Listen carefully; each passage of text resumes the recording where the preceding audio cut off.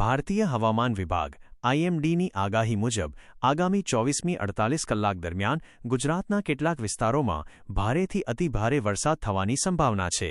આ માટે અનેક જિલ્લાઓમાં રેડ, ઓરેન્જ અને યલો એલર્ટ જારી કરવામાં આવ્યા છે.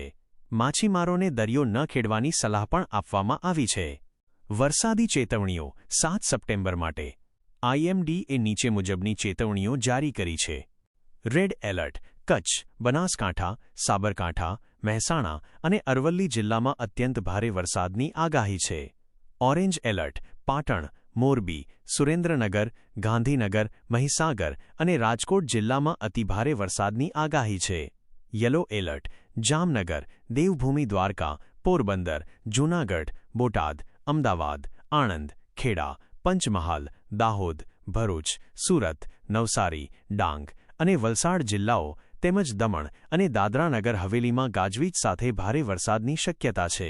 વર્તમાન પરિસ્થિતિ હવામાન વિભાગ મુજબ ઉત્તર પશ્ચિમ મધ્યપ્રદેશ અને તેની નજીકના પૂર્વ રાજસ્થાન પર એક લો પ્રેશરનું ક્ષેત્ર બન્યું છે, જે 7 સપ્ટેમ્બરની સવાર સુધીમાં દક્ષિણ રાજસ્થાન અને ઉત્તર ગુજરાત પર લો પ્રેશરમાં ફેરવાઈ શકે છે. આ વરસાદી સિસ્ટમને કારણે ગુજરાતમાં ફરીથી ચોમાસું સક્રિય બન્યું છે.